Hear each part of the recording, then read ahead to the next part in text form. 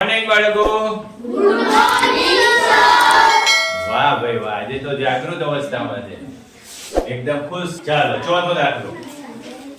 આ ધ્યાન રાખજો, કિલોમીટર સ્વરૂપે દર્શાવવાના છે ભાઈ, તો ખાસ ધ્યાન રાખો, યાદ રાખો. ચલો હું યાદ રાખવાનું, યાદ રાખો 1 કિલોમીટર બરાબર 1000 મીટર થાય ભાઈ. કેટલા મીટર થાય? તો 1 મીટર બરાબર 1 ભાગ્યા 1000 કિલોમીટર આવું લખાય. શું લખાય? 1 ભાગ્યા 1000. બધા વખતે 100 આવતા હતા, 10 આવતા હતા, હવે 1000 આવી ગયા. એટલે ખાસ ધ્યાન રાખવાનું કે 1 કિલોમીટર એટલે 1000 છે, તો 1 મીટર એ ભાગ્યા 1000 થશે. બરોબર? તો ચલો એ 8 મીટર બરાબર, જો 1 મીટર બરાબર 1 ભાગ્યા 1000 હોય તો 8 મીટર બરાબર કેટલા થાય?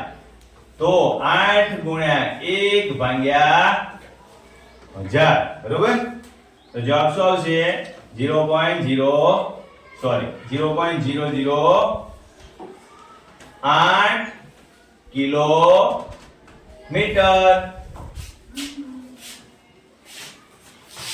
જો બીજા દાખલા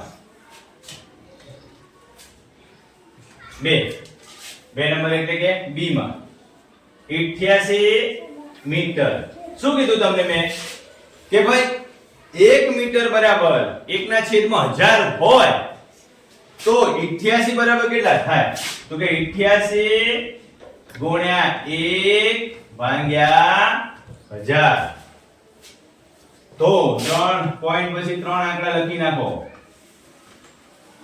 આવી રીતે લખી નાખવાનું કિલોમીટર. કેટલું લખવાનું? 0.088 કિલોમીટર. એ ને બી ગણ્યો. હવે આપણે જોઈએ સી. સી માં શું આપેલું છે? 4 આંકડા બરાબર મીટર છે. 8 8 8 8 આવું મીટર. આપણે શું લખ્યું તો હમણાં? 1 મીટર બરાબર 1 ના છેદમાં 1000 આવું લખ્યું હતું. તો 4 આંકડા 8888 ગુણ્યા 1 ભાગ્યા 1000. આ ત્રણ મીંડા છે ને, એટલે 1 2 ને 3 પોઈન્ટ કાપવાના, એટલે 8.888 કિલોમીટર. બરોબર? હવે આપણે ડી ગણીએ. ડી માં શું આપેલું છે? તો કે ડી માં 70 કિલોમીટર 5 મીટર. 70 kilometre 5 metre. બરોબર? બહુ મગજ નહીં વાપરવાનું, ઈઝીલી કિલોમીટરમાં ફેરવવાનું કીધું છે. 70 તો કિલોમીટર આપેલા જ છે, તેમાં ઉકામ આપણે મગજ બગાડીએ ભાઈ. 5 મીટરનો વહીવટ કરીએ. 1 મીટર બરાબર 1 ભાગ્યા 1000 હોય તો 5 એટલે 5 ગુણ્યા 1 ભાગ્યા 1000 કરી નાખવાનું.